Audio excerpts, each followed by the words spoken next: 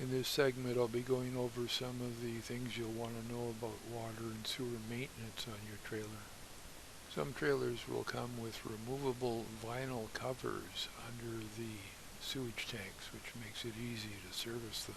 Instead of having to cut the paper or cut the plastic. So these are removable vinyl Correct. panels under the trailer. In this trailer, the drain valves are easily accessible if you have to clean them out.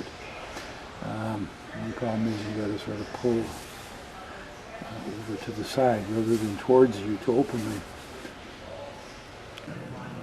These are handy for seeing what's coming out of your black and gray tank, and also being able to back flush in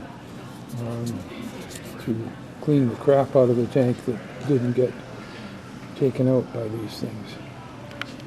These are other type of toilet tank clear attachments you can get, which are really handy for ensuring that everything's come out of your tank. Some are straight, some are curved.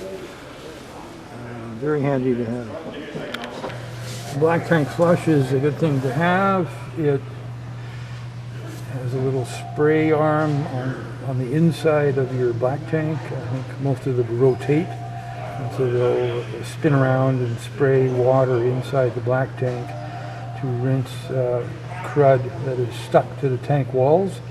And with regular use of these things, you can sometimes keep the tank level sensors working, because in most cases those sensors stop working within a short period of time because crud gets collected onto them. And as they mention on this sticker, I always make sure the drain valve is open, because what's happened is some people have hooked up their black tank or their hose to the black tank flush, turned it on, walked away with the drain closed, and of course the black tank fills up and comes out of the toilet, and a mess.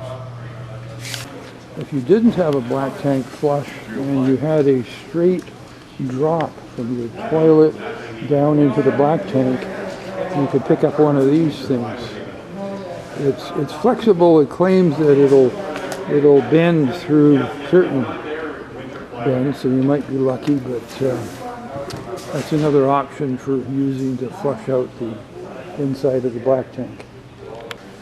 The black and gray tanks both have these shutoff valves that eventually break or seize up or leak, and you can replace them, but how easy or hard it is variable depending on the style of your trailer.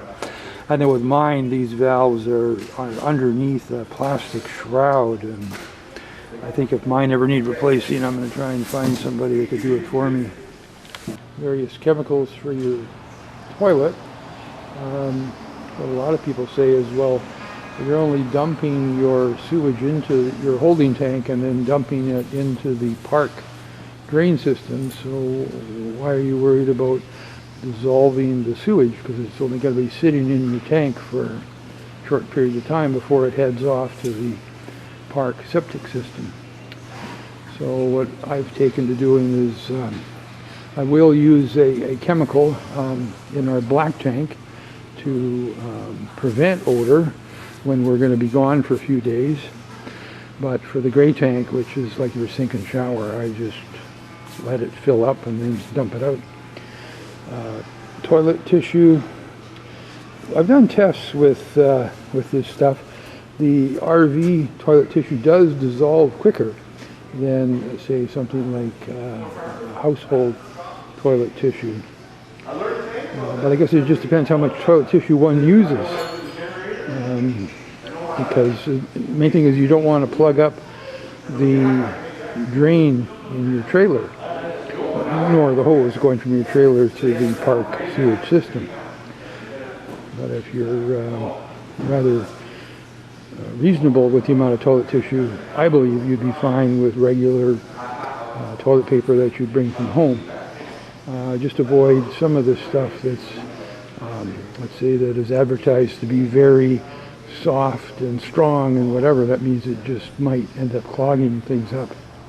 It's important on your trailer water inlet to have a screened washer, because I know at Luther, for one, there's a lot of algae in the water, and at the end of the season you would find this screen pretty well plugged up with the algae. So if you didn't have the screen, that would be going all the way through your water system in the trailer.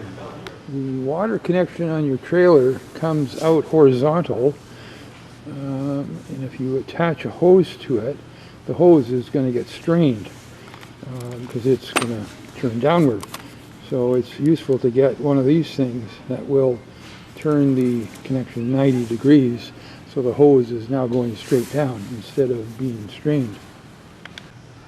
You want to have a pressure regulator on your water line going into the trailer, because if you don't and the park pressure goes too high, you're going to end up with some problems with your water lines inside your trailer blowing. Your hot water tank may have an anode rod in it. There's one brand that doesn't, but anyway, typical to have something like this in it. And they'll start to corrode. The one I have, it corrodes right here in this area. So after so many years, you want to replace the rod because it's a sacrificial anode. Another thing to have for your hot water tank is a flush wand like this guy, because you can stick it into the anode rod hole or the drain hole and flush the sediment out of the tank.